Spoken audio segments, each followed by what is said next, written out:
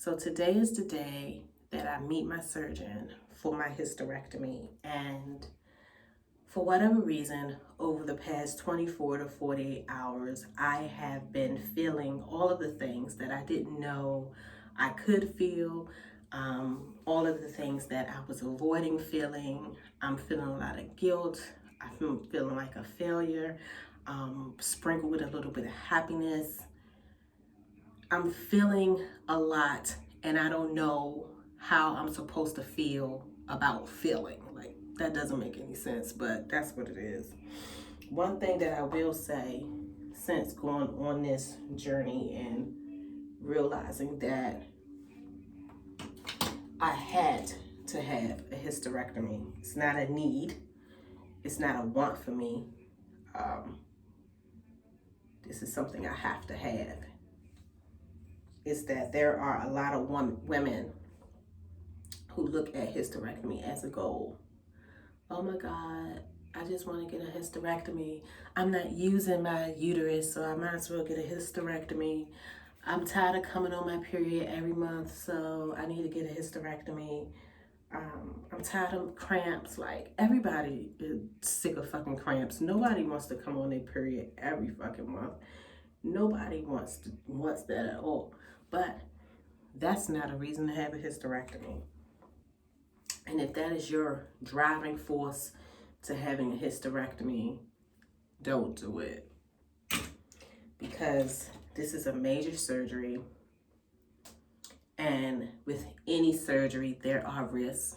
And if you are a woman that feels that way, but you also don't have any issues with you don't have any womanly issues, you don't have any issues with your female organs and anything like that, don't do it. Because what you are attempting to do is possibly open up the floodgates to a lot of other issues. And when it's all said and done,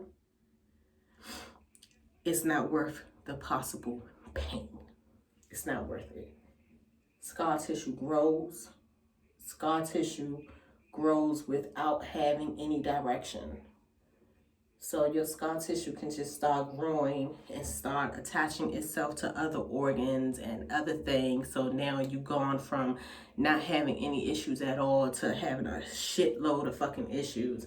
It's not fucking worth it. If you really are sick and tired of your period, honestly, go get on birth control. It's a shitload of birth control on the market right now that will stop your menstrual cycle. But hysterectomy is not the answer. So I'm going to put on a brave face and try to get this day over with.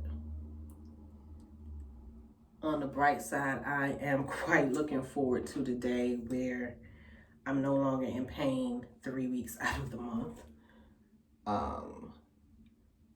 I am looking forward to being able to make love to my wife without being in excruciating pain the next day.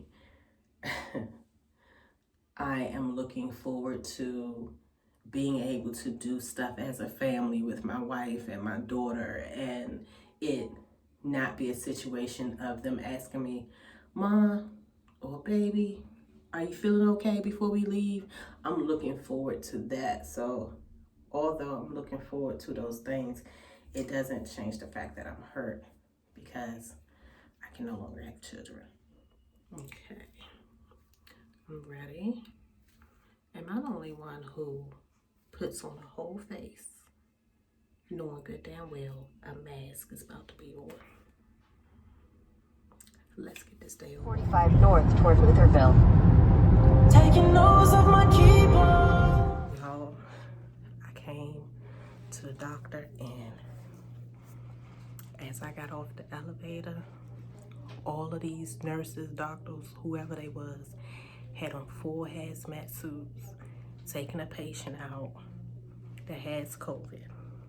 And I tell y'all, my heart is beating so fucking fast. I never seen nothing like that before in my life. It looked like something off of one of those horror movies with something come out of space, how they be dressed. They had some type of ventilator thing on the lady's face. She was sweating. She looked clammy. It was like she alive, but barely. When I tell y'all, when I leave this doctor's office, sis getting a drink. Sis getting a motherfucking drink. I'm already nervous. I'm already scared. Already done cried 3 times today. I did not need to see that. Sis must have had COVID for a while. I pray she's okay. But she was an African American woman, but her skin looked gray. That's all I'm gonna say. The worst part about this is I'm going through this during COVID, so my wife can't be in the room with me. Sorry for the noise, that's just my paper skirt. But usually during serious appointments like this, I usually have my wife hand to hold. And although I know she's here, she's in the parking lot in the truck. She's not really here. Like, that's the hardest part, but I can't complain because it's women who have situations worse than not being able to hold your wife's hand during an appointment. Some women are out here giving birth and their partners can't be with them because of COVID, so. And then in the front, so it's possible that there's other fibroids in there because the radiologist will really just mention the bigger ones. Yeah. And then also adenomyosis is a possibility. So adenomyosis is very commonly seen along with fibroids, and it makes the uterus very globular. Okay, so instead of being like this, it tends to be very round. Okay, so, and the problem with adenomyosis is it's very, we can't really, like, fibroids are distinct things, and so on ultrasound they can see them and they can measure them. Right. Adenomyosis is more like, so you've heard of endometriosis, right? Adenomyosis is not the same thing, but it's when the lining of the uterus goes deeper into the muscle than it's supposed to. Okay. And the symptoms are very similar to fibroids. Like, periods just tend to be very hard, like heavy and crampy and painful. Okay. So the only way to diagnose that generally is like if your uterus is in a jar. So we frequently will see it like pathologic when they do the pathology on the specimen, and they'll say fibroids plus adenomyosis. Okay. So, so I don't think you need an abdominal hysterectomy, but I don't think you're a great candidate for a vaginal hysterectomy either. So I think a laparoscopic hysterectomy is reasonable. Okay. And so, but we always say there's a possibility during it. So the thing is, are we still going to be able to get it out of your vagina, right? Even though once we disconnect it. So sometimes we have to like sort of chop it up down here, like when we're doing a vaginal fur, like chop it up to get it out. I don't need to go too graphic on you, That but sounds graphic. yeah. So I think, just in the back of your mind, you might, just understand that it's possible that during the surgery we would need to switch from a laparoscopic approach to open. Okay. We do hysterectomies in 2 places. We do them at the hospital and we do them in our outpatient surgery center. I don't think you're a great candidate for the outpatient surgery center, only because it is not a hospital. So if we have any, and I think we're probably not going to have to switch to open, but I think if there's it's a little bit of a higher chance than average, then we would do it at the hospital because it's a hospital and you can stay overnight if you need to, right? So is it typically a procedure where I will have to stay a few days in the hospital? So if we're successful and do it laparoscopically, we book it as an OBS, which is an overnight stay, with the option to go home the same night if you feel okay. So what that means is, like, you have to be able to eat a little bit, you have to be able to, your pain has to be reasonable with oral pain medicine, and you can't be like throwing up and stuff like that. So I have plenty of patients that do go home the same night.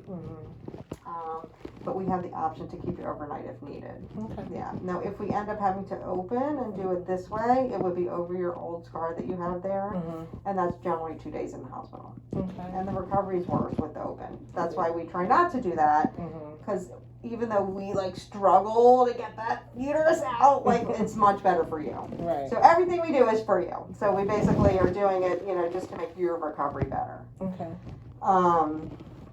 So like I said, I think it would be making. So I am home.